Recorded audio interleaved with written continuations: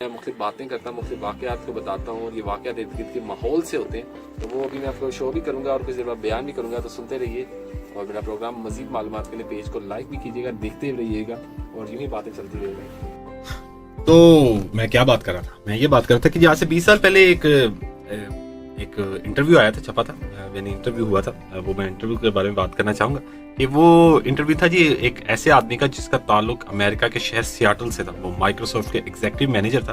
तो 1980 में उसने बंदे की स्टोरी है कि जी उसने 1980 में अमेरिका की जॉर्ज वाशिंगटन यूनिवर्सिटी से कंप्यूटर साइंस में मास्टर किया। इसके बाद मुख्तलिफ कंपनियों में होता हुआ माइक्रोसॉफ्ट तक पहुंच गया। माइक्रोसॉफ्ट इसकी कैरियर की हेलीपैड साबित हुआ और इसने दिन दुगनी रात चुगनी तरक्की।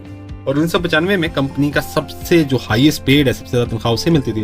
और कहा जाता था कि अगर हेनरी किसी सॉफ्टवेयर के बारे में हाथ रख देता है तो वो सॉफ्टवेयर मार्केट में बिक जाएगा। तो माइक्रोसॉफ्ट ने उसे कहा जाता था कि जब तक वो किसी चीज पे हाथ नहीं देता था माइक्रोसॉफ्ट वो सॉफ्टवेयर निकालता नहीं था मार्केट में। हेनरी ने कंपनी में ये पोजीशन बड़ी मेहनत से हासिल की। हेनरी ने ये पोजीशन बड़ी मेहनत और जद्दोजहद से हासिल की।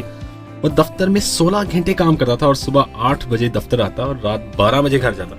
हेनरी का एक ही बेटा था और हेनरी दफ्तर की में जब सारा काम करने के बाद घर आता तो बेटा सोच जाता था। इतवार के दिन वो खेलने चला जाता, तो उन दोनों की मुलाकात काफी काम होती थी।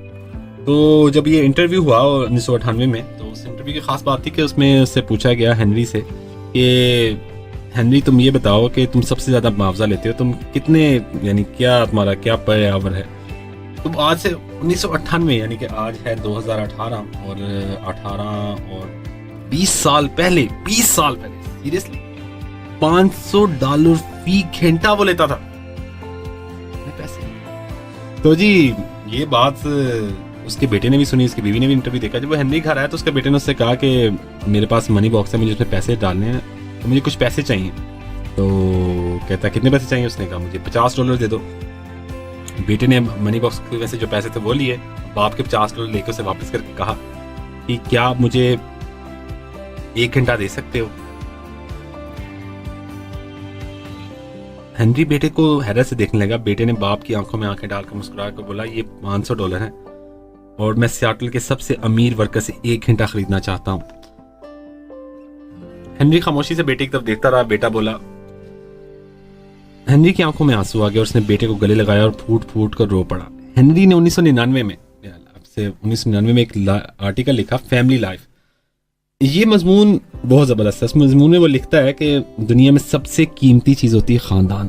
दुनिया में सबसे बड़ी खुशी और सबसे बड़ा इत्मीनान आपकी बीवी और बच्चे होते हैं, लेकिन बदकिस्मती से हम लोग इन्हें सबसे कम वक्त देते हैं। हेनरी कहता है कि दुनिया में सबसे बड़ी चीज़ होती है नौकरी। बेवफा चीज़ ये नौकरी होती है। हमारा पेशा, हमारा कारोबार होता है। हम आज बीमार हो जाए, हमारा आज एक्सीडेंट हो जाए, तो हमारा इदारा शाम से पहले हमारी कुर्सी किसी और के हवाले कर देगा। हम अपनी दुकान आज बंद करेंगे, कहा किसी और दूसरे स्टोर पे चले जाएंगे। हमारा इंतकाल होगा, हमारा शोबा, हमारा पेशा हमें फरामोश कर देगा, भूल जाएगा। लेकिन बदकिस्मती से हम लोग दुनिया में सबसे बड़ी चीज, बेवफा चीज का सबसे ज्यादा वक्त देते हैं। हम अपनी नौकरी पे सबसे ज्यादा वक्त देते हैं। हम अपनी बेहतरीन तवानाइयां, अपना सबसे अच्छा वक्त जो है वो उस पर सर्व करते हैं। और वो लोग जो हमारे दुख दर्द के साथी हैं, जिनसे हमारी सारी खुशियां और सारी मुसरतें वाबस्ता हैं, और जो लोग हमारे साथ इंतहाई वफादार होते हैं, हम इन्हें फरामोश कर देते हैं। हम इन्हें अपनी जिंदगी का इंतहाई कम वक्त देते हैं। हेनरी की जो कहानी है जी बड़ी जबरदस्त है। हेनरी की कहानी का एक दूसरा पहलू ये दिखाया है कि जिंदगी में 2 किस्म के लोग होते हैं। एक वो लोग जिनके लिए हमारा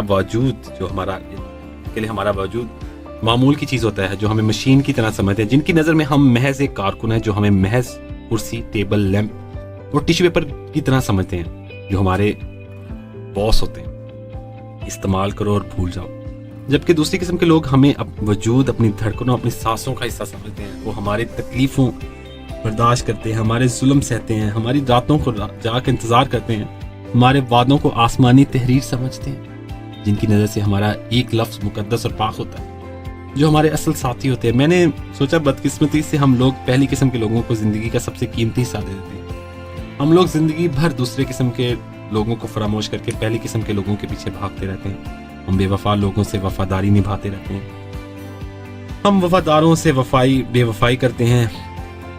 इसी तरह मुझे एक और वाकया याद आ गया कि एक वाकया था कि अमेरिका में एक रिटायर्ड सरकारी अफसर को व्हाइट हाउस से फ़ोन आया कि फ़लाँ सदर दिन फलान सन आपको सदर मिलना चाहते हैं। तो इस अफसर ने फ़ौरन माजरत कर ली कि जी मैं नहीं आ सकता।